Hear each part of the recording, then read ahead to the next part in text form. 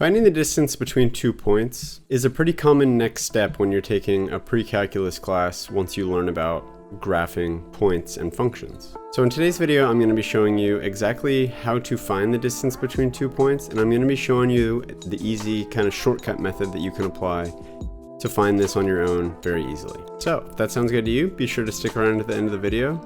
And without further ado, let's go ahead and jump right into it, and I'll show you what I'm talking about.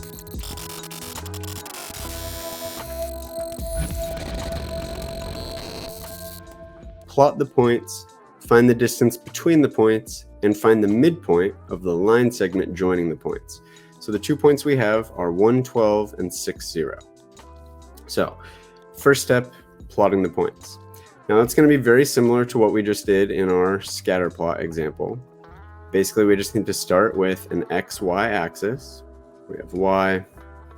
And basically, we just want to start by kind of labeling our axis, just like we did in the scatter plot example. So to do that, we pretty much just kind of draw tick marks on each axis. You can see just kind of looking at these points here, just to kind of get a sense of scale, just looking at these points here, our x coordinates are 1 and 6, and our y coordinates are 12 and 0. So whenever you have xy coordinates, the x is going to be the first number, the y is going to be the second number. So our x coordinates are 1 and 6. So really we want our scale to be somewhere between going up to 6, basically. So we can say 1, 2, 3, 4, 5, 6. And then our y coordinates go from 0 to 12. So we can start at 0. And then we need to go up to 12. So we're going to say, we'll say 1, 2, 3, 4, 5, 6, 7, 8, 9, 10, 11, 12. So this is 12. I'm not going to label every single one of these. I'll just label the even ones, but you can label all of them if you'd like. So then to actually plot these points, basically what we need to do is find the x coordinate on our x-axis. So our first one is 1, so we're going to find 1 on our x-axis. We're going to find 12 on our y-axis, since that's our second number. Remember, the first one's always x, the second one's always y. Find your first number on your x-axis, your second number on your y-axis, and then just go straight up from your x-axis. Go straight over from the number you found on your y-axis, and wherever those two lines intersect is where your point's going to be. So we're going to put a point right there. Okay. And then here we're going to find, again, our first number. I'll do this one in a different color now. Let's go with green. Actually, we'll go with this one. It's bluish teal color. Okay, so you're going to find your first number, your 6, on your x-axis. Your second number, 0, on the y-axis. And basically you're going to go up and down from 6. So you can kind of imagine this going up, going down. And then you're going to go over from your y-axis number, over from 0. And wherever those intersect is going to be where your point is. So just kind of a little tip. If either of your coordinates are ever 0, like in this case we have 6, 0, your point is always going to be on either this x or this y-axis, depending on which of these numbers is 0. So in this case, since y is 0, our point lies on the x-axis. So it's always going to be opposite. If x was 0, our point would lie on our y-axis. So we have our 2 points here. So we've plotted our 2 points. So that was our first step. Now we need to find the distance between the points. So essentially what we want to do is think about the distance between these 2 points, which would essentially be a straight line going from one point to the other point. That wasn't quite perfect. Let's try that again. There we go. Well, better.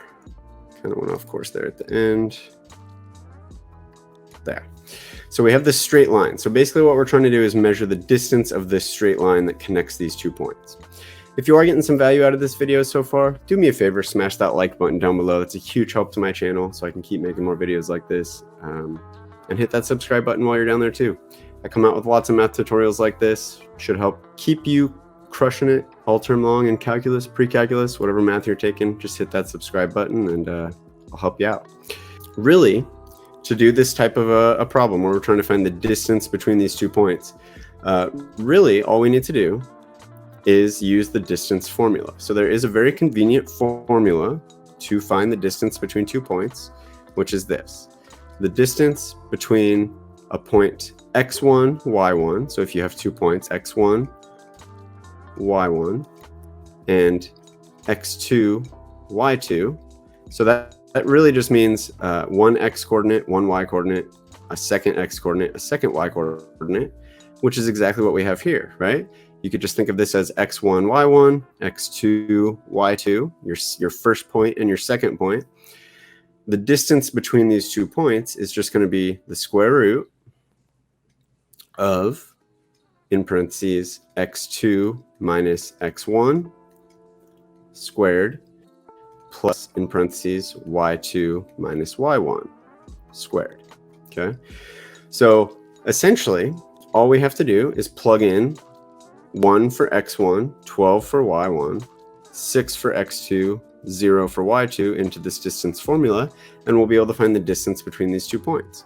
So to do that, we're going to get the square root of x2, which is 6, minus x1, which is 1, squared, all squared in parentheses, plus parenthesis y2, which is 0, minus y1, which is 12, all in parentheses squared. So really where this comes from is from Pythagorean theorem, which basically says if we have a right triangle, so you can see this right triangle with these side lengths here, your distance d, well, let me take it a step back for a second. Pythagorean theorem says that if you have a right triangle, the lengths of those 3 sides of your triangle are going to be related by a squared, b squared, or I'm sorry, if we call this side a, I'm sorry, I'm kind of getting ahead of myself here. If we call this side a, this side b, and this side c, they're going to be related by a squared plus b squared equals c squared. So if you solve for c, which is the distance between these 2 points, the length of our hypotenuse of our triangle, you would take the square root of both sides, which would cancel the squared there and give you a square root there. So you'd get square root of a squared plus b squared equals the length of the hypotenuse, which is what a distance between our 2 points is. So essentially the x1 minus x2 is just a, the y2 minus y1 is b, and if you square them, add them together, and then take the square root, that gives you the side length c. So the reason why this is a and this is b, x1 minus x2 is a, y2 minus y1, actually those would be switched, sorry.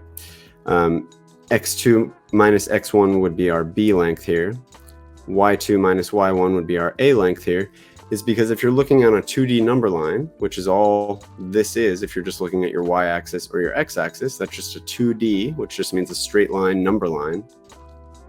The distance between 2 y coordinates is just the higher one minus the lower one. The distance between 2 x coordinates is just the higher one minus the lower one. So taking the higher one minus the lower one just gives you the distance between those 2 points in one single direction. So anyway, carrying on here with our formula, if we were to keep on simplifying this, we'll start with inside of each parenthesis. So 6 minus 1 is 5. So we have 5 squared plus 0 minus 12 is negative 12. So negative 12 squared. Okay. And then the square root of 5 squared is 25. Negative 12 squared is the same as negative 12 times negative 12. The negatives cancel and you just get 12 times 12, which is 144.